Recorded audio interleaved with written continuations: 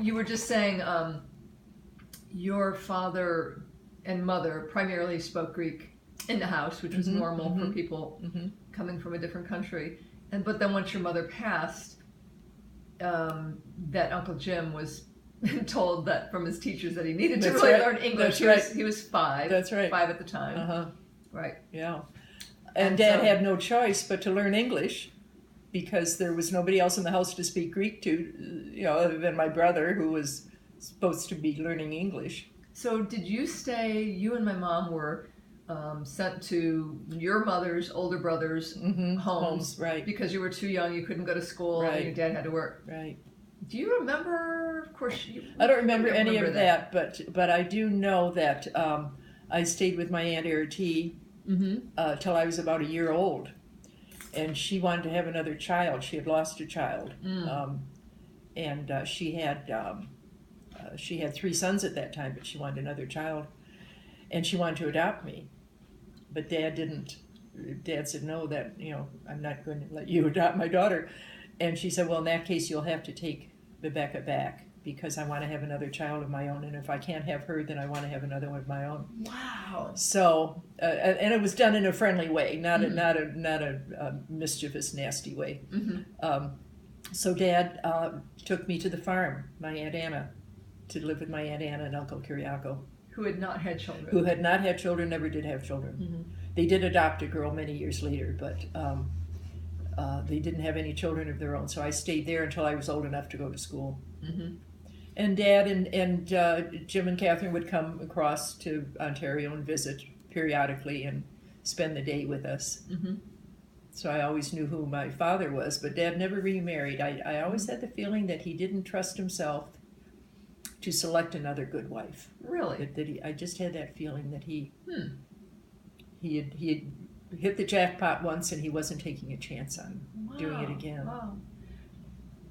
And so you and your sister, rejoined as you were old enough to, correct? So was it that when she was 5-ish or she was going into kindergarten, she returned? She must have returned home at that time, yeah. And I would have only been like 3 years old at that time. I was 2.5 years younger. And it's interesting because I remember when I started school, I came home alone to an empty house when I was like 5 or 6 years old, which would not be heard of today. At lunchtime, because it was a half day, right? No, I don't think so. I think it was pretty much a full day. Oh. And then I came home. But, well, yes, it must have been. It must have been because I came home alone. And Jim and Catherine must have still been in school for the rest of the day. Yes, so I was home alone. Until they came home or until my dad came home.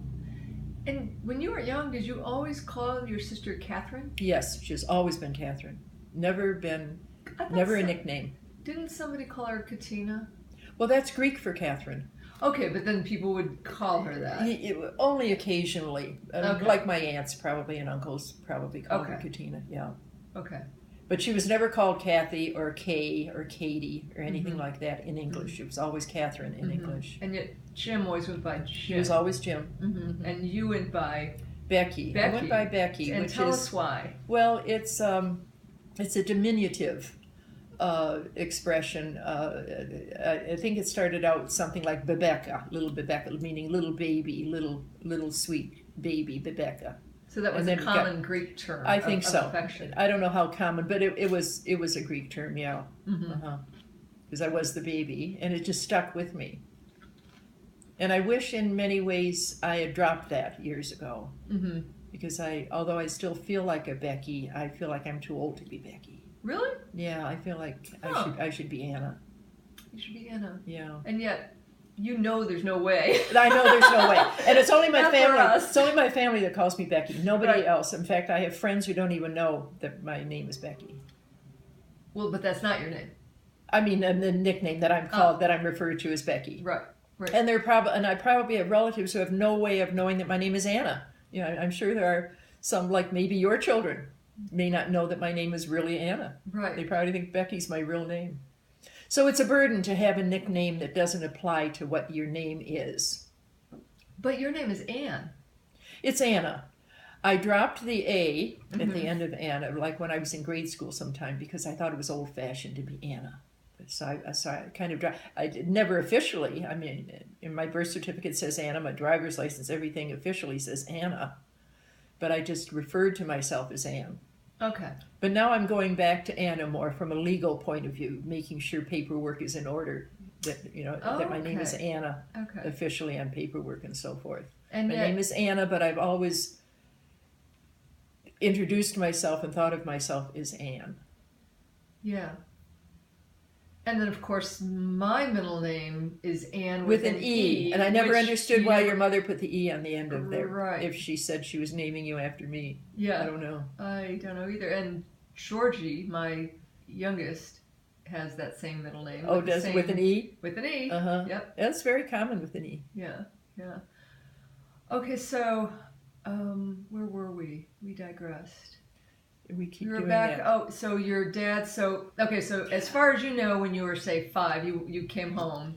Now all 3 kids in the house. Your dad's there. You go to grade school or kindergarten. You come home and you're staying by yourself. At what point didn't you have a nanny? Yes, that's what I was going to say. Yes. There were 2 different people, 2 different women that lived with us at different stages, and I don't really remember what stage.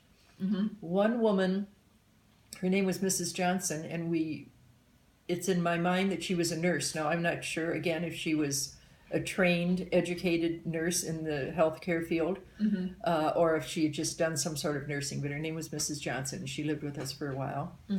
And then there was another woman whose name was Della Powers, and she lived with, we thought of her as a housekeeper. But she lived with us. Which one did your dad fire because they drank the cream off the milk? Oh, I don't know that. You don't know that one? I don't know that story. I think it must have been from my mom saying that she was caught red-handed scraping the cream off the milk. Oh, I never heard that story. And he immediately dismissed her because the cream should go to the kids. Oh, I don't know that story. Yeah. Interesting. I don't know. Okay, but again, we were fortunate to have those women in our life, as we were to have our aunts, who were so willing to take us in, without any questions asked. Yes. The housekeeper, did she live with you? Yes, they both lived with us. Did they have their own bedroom? No, we lived in a 2-bedroom home on Indiana. It's 2 bedrooms. My father had 1 bedroom. My brother, I can remember at a time, slept in a fold-out bed in the living room. In the other bedroom, I seem to remember Della and my sister slept in the bed and I slept in a crib. And then one night, but my sister liked to sleep in the crib, so she would sometimes talk me into sleeping into the crib. We would switch. And I remember one night Della died in bed with me. So obviously it was Mrs. Johnson who was fired because Della died in bed. Okay. So what do you remember about that? I don't remember anything grim about that. I don't remember if I went in and told my dad something's wrong with Della, or if she didn't wake up in the morning and he discovered that she was dead. I don't remember.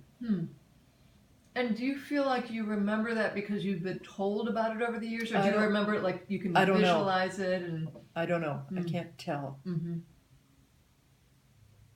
If I was told it, I was told it a very long time ago. I wasn't told that as an adolescent or a teenager. I was told it at a very long time ago. Right. If the memory is not my own.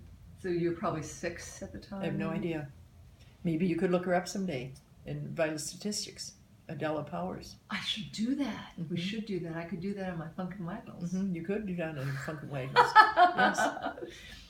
Okay, in between eating the potato chips and drinking the wine. Well, look, these potato chips are sitting right here in front of me. I had 1 or 2. And as I told Aunt Becky, crumbs is all I had. I call these chemical heaven because they're all chemicals and they're fantastic, right? I don't know who invented the formed potato chip in its perfect. Look at that. I know. Look at that. That has a Mexican seasoning to it. Oh my gosh. Tortilla seasoning, yes. Which you like. I do. We should get Mexican food tonight. We could do that. We could. Okay. There's the best Mexican restaurant in town in the West. The best in the West. The best in the West, yeah. I would be the judge of that. And it's not like regular Mexican food that you get at the normal corner Mexican restaurant. Is it Tex-Mex? What kind of I don't think so. Well, I think it's New Mexico Mexican, but I don't know. I just threw that in. Okay. All right. Say goodbye. Bye.